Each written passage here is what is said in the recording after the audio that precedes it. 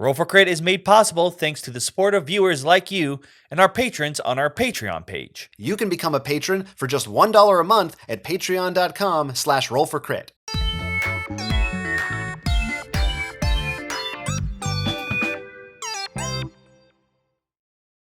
Hey, it's Roll for Crit, and we're here today to talk about Dungeons & Dragons 5th edition's latest supplemental book, Tasha's Cauldron of Everything, published, of course, by Wizards of the Coast. This, as the title would suggest, has a little bit of everything in it.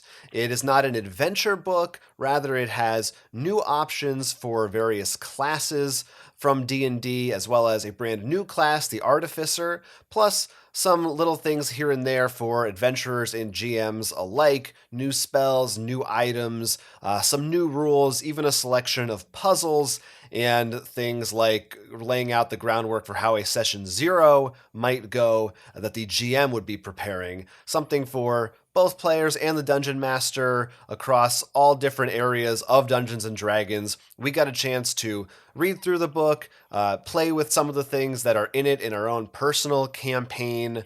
Will, you, of course, are a player in our campaign. Yes, that's right. And I am the Dungeon Master. So I thought, why don't we start with the stuff built around classes, and we can talk about how, specifically you felt about them, whether it's in regard to your own class or any other class that's in there. A lot of this book, I felt like, for the players, was designed of trying to mold your character a lot more to what people envision when they look at these characters. Initially, like, for example, when you look at a lot of the characters, if you want to be any race, you used to be like, well, if you're going to be a Dragonborn, you have these specific boons and banes to your initial stats.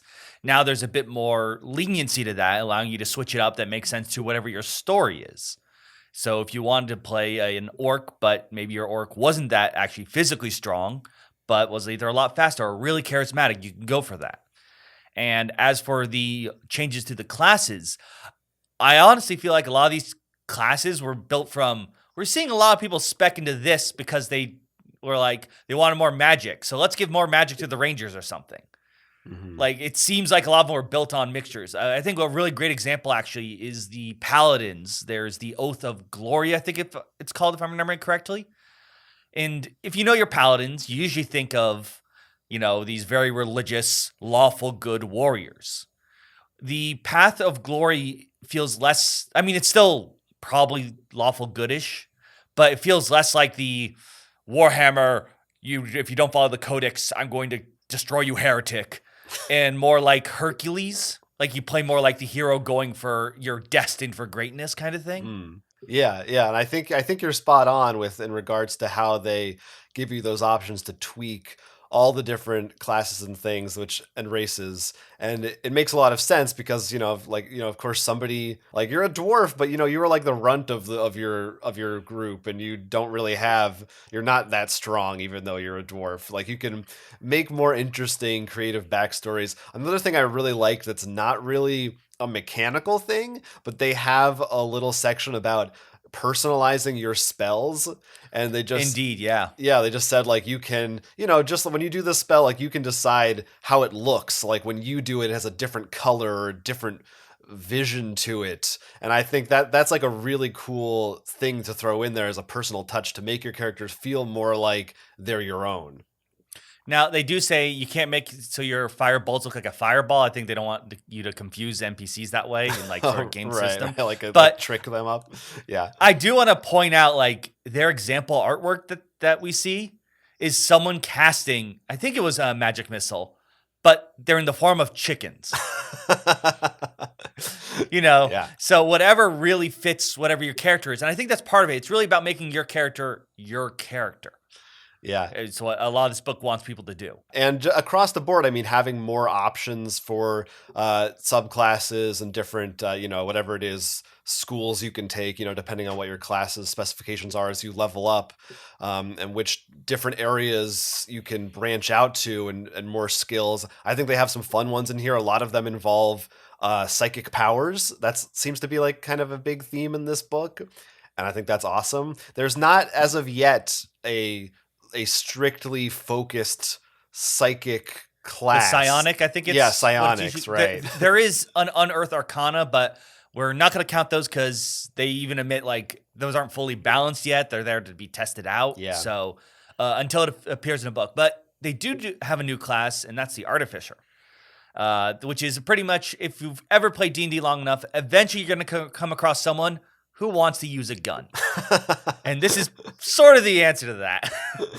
Yeah, I love the Artificer class. Like, if and when at some point I am a player in a D&D campaign, this is one of the ones I would definitely like to test out. The idea, so basically one of their big major themes is infusing objects with magic. So you can just pick up a rock or a book or a clock or anything that you want and give it different properties. Like maybe it gives off light, or maybe you can, with a certain spell or whatever, like turn it into a little servant for you. It'll like do stuff for you, maybe even fight for you in battle. I think that's such a fun idea. Or like you said, maybe you can make a big gun or like a cannon. I mean, literally the artwork is someone sliding while firing what looks like an alien rifle along with a giant robot bird. So. Yeah. There's one of the options is to have like a metal guardian sidekick, basically, that can take whatever form that you want. Or you can be an alchemist, which I also like. They have an option to like make an elixir after a long rest that it just will have random properties each day. So it's like, oh, today we got a healing potion, but I think you don't know until someone drinks it. But I think they're all good. They're all positive from the table they give you. But of course, a lot of these classes and new options come with new spells, and there are definitely a few that I really liked that I wanted to highlight. I like Tasha has some of her own specific spells named in here, like Tasha's Mind Whip. And this one is basically, it's another psychic spell where you just mess with someone's brain chemistry and it limits them on their turn. They can only either move, take an action, or do a bonus action, not all three. And it like messes with their head. She has another spell called Tasha's Otherworldly Guise, which is kind of like, at first I thought it was going to be like a disguise self type of spell, but it's almost like you get this like an ultimate form in an anime or an RPG video game. Like you get wings out your back and you become like super strong for a period of time, and you can like jump higher and get certain abilities, which I thought was a really fun idea. I'm already picturing, the final form of Sephiroth as soon as you say Right. Another big one, too, is they have more stuff in here now for traveling between worlds. And specifically, there's a spell that is called Dream of the Blue Veil, where players can make a shared dream and travel to another world. But if you take damage, you'll be sent back. You'll wake up again. It's almost an Inception-like thing. So that's pretty fun. There's also a bunch of cool new items in this one. One that I liked is just they now have a prosthetic limb, which is just... It doesn't have any magical abilities outside of that it's perfectly replicates whatever limb you might be missing, but it's just kind of a cool thing to have in the game to fill out different roles. And, your character might, maybe they were born without a limb, or maybe you lose a limb in the course of battle. That seems pretty likely considering our campaign. Considering what happens in a lot of these campaigns, yeah, there's something going on there. And this also introduces the idea of magical tattoos, which is like can give you a new power depending on what the symbol of the tattoo is and where it's inscribed. But I think my favorite new item in this one by far it's called the Teeth of Dalver Nar. So there's like 20 teeth, I think. Basically the idea is you find a bag of them, and you have two options. You can either sew it, plant it in the ground, and if you do that, it will summon something. You don't know what the tooth does until you do it. So it could summon anything from a bunch of cats to an ancient red dragon. And that being will be like your ally when you summon them. Okay. I was like, usually an ancient red dragon isn't happy to be summoned, but... Or you can implant it in your own mouth, and it will replace one of your existing teeth, and it will give you some kind of power. Now... It's just awesome. What an awesome I don't know what these teeth look like, so I'm picturing either like my dragonborn with all these sharp teeth and one human molar there, or like a human with one like weird tusk. Could go a lot of different directions, yeah. But I think why don't we transition over to some of the more non-player specific general world buildy stuff that they add to this one. One is patrons. They go into detail on how you could have a patron, which is basically, a group that's kind of funding your party or Right. sending you We're out not on talking quests. about like the cleric's patron god or something. Right, like it could, like, to me, the one I would think of as like a church or a guild, I guess, is really probably the most common thing. And this just lays out more specific rules for Right. it. If you think about it, where are why these adventures are coming from? Usually it makes sense that they're funded from something, at least in this world. Usually when someone goes to explore something, they're getting funding from somewhere. So it's sort of like, this is how you do that. Which, of course, can add some great story beats of what it gives you an objective. We need you to find maybe new animal species or some lost treasure. B, conflict, with maybe you're in debt and how you're going to pay off that debt. So I think that's a great way to start off a campaign. Or maybe you disagree with what your guild wants you to do or something like that. And for me too, like you said too, it's much. Sometimes you struggle with the party being like, what do we do next? That's yeah. That's actually the other thing. You could have like not the headquarters, but maybe there are little guild outposts so they're like, I don't know what to do. Check in with them, and they're like, oh, have you done this yet? Yeah, that's awesome. Plus a great in theme way to just be like, you don't have to worry about like how you're paying for your food or whatever. Like, you have a job that's taken care of for you. Some other stuff in there, Sidekicks, which is essentially, lays out rules for having NPCs, but in specific archetypes and how they might aid the party, which is, I mean, every campaign already has had NPCs that sometimes maybe fight alongside the party, but it's nice to have something concrete that you can look at. This is where you get your artificer.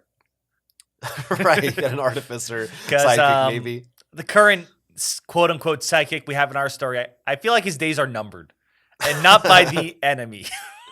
Yeah, sidekick is it's a loose term for some characters, and I think I feel the same way as for the sidekick rules as I do for the session 0 rules in here, which is like, most campaigns, I think at this point, have a session 0 where they, lay out the groundwork of the campaign before getting started.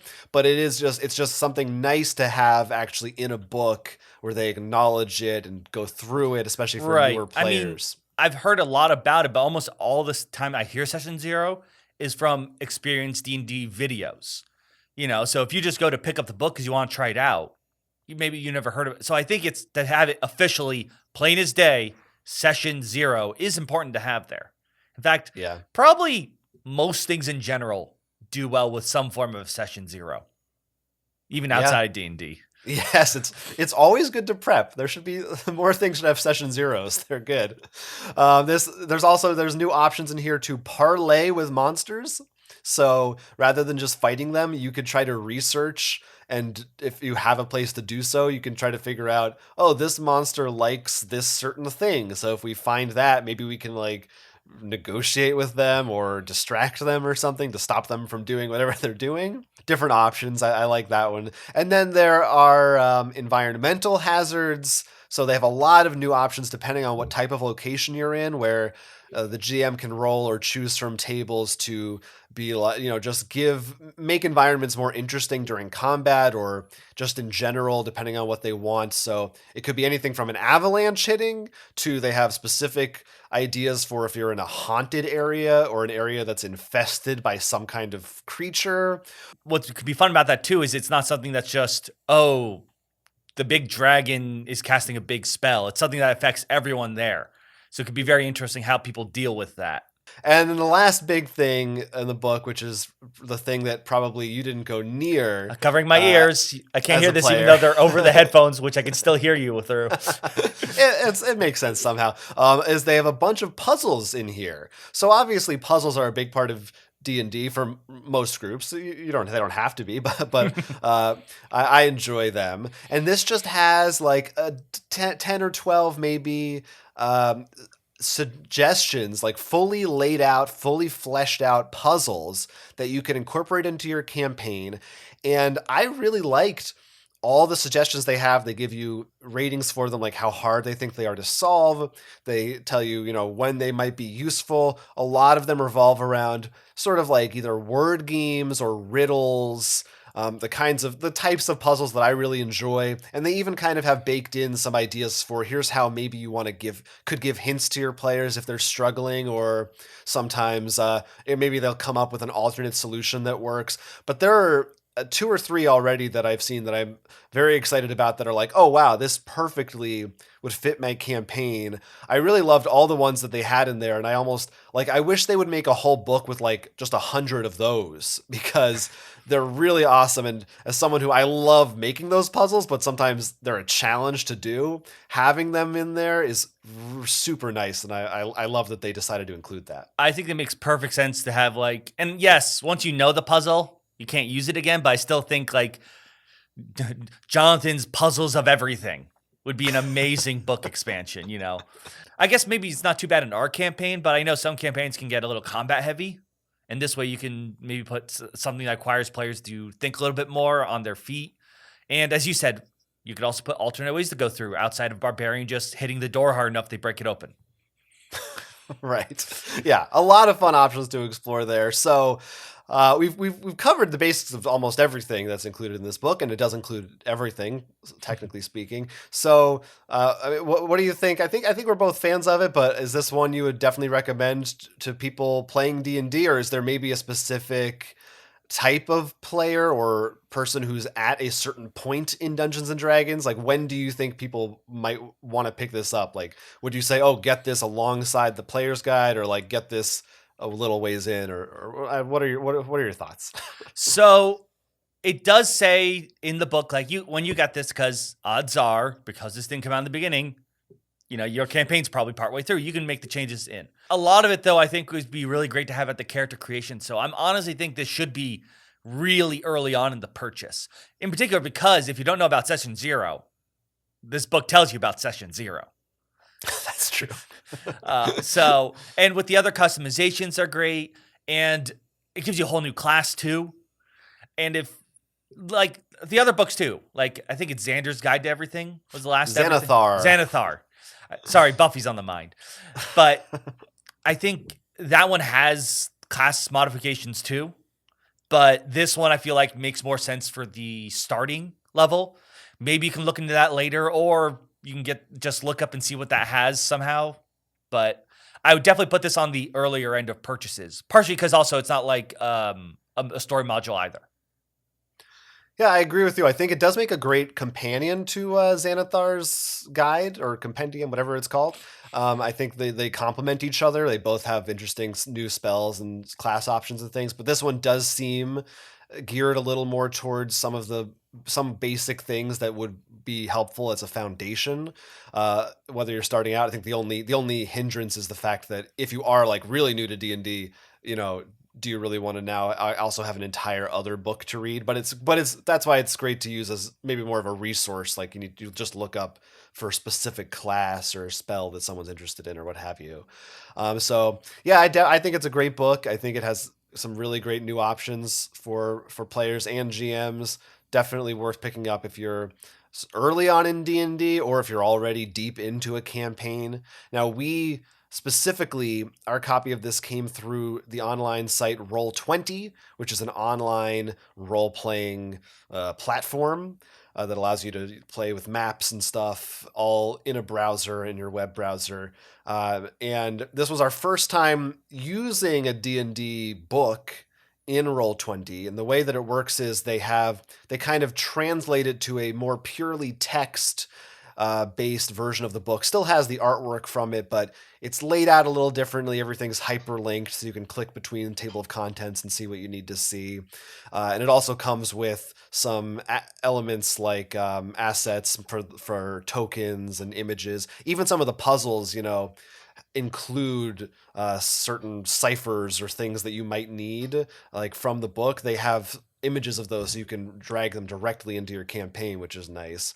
What did you think of using this on Roll20 itself? Let's start with the positives. You can search for what you need as well as hyperlinks, so that makes things really nice. compared to getting a PDF in an RPG. While it's not terrible, scrolling through and sometimes pages don't load, it can be a pain. So it's sort of nice just to be click, here's the Ranger stuff. So that's really nice. As a player, and I can copy and paste it straight into my campaign where we do play our campaign on Roll20. So that's a very nice thing to have on our sheet. Getting to the book was a little confusing for me. It's not through the marketplace where you buy it. You go through a tool page, and it shows, which is nice. It shows every D&D book as well as some other official books they have from other people, which are cool. But it doesn't tell you which ones you've bought. So it's like, oh, they're all there. No, I haven't gotten that one yet. Like, I wish they were just either grayed out or something that would show that. I know it's like you should know what you have, but I think that would have been a nice thing. Also, you could be like, oh, I don't have that. Maybe now's the time I buy it. I do enjoy physical, but I think that's just my general. I enjoy having a physical copy of things so someone can't just take it from me. I think that's I'm an old man shouting at clouds kind of thing. Yeah, maybe a little bit. So, but and what's nice about this is that this is integrated in the program you're playing in too. That's something that can't be ignored. You know, getting a digital copy or PDF where you're like, I have to look at scroll here. Let me go back to the other window. You can, I assume for you at least, you could easily transfer things over to the actual campaign. Yes, it is definitely a plus if you are doing your campaign through Roll20. And that brings us to the end of our thoughts on Tasha's Cauldron of Everything, which is available right now. If you're a D&D player, go check it out. Or if you've already had the chance to try it out, let us know in the comments what you think of the book. And if you're a player, which class options have you taken? If you're a DM, which of the puzzles do you like? What items are you hoping to incorporate into your campaign? Whatever your thoughts are, leave them below. We'd like to hear about it. How many teeth have you planted? Yeah, where are you going to get those teeth? Until then, I'm Jonathan. I'm Will. This was Roll for Crit.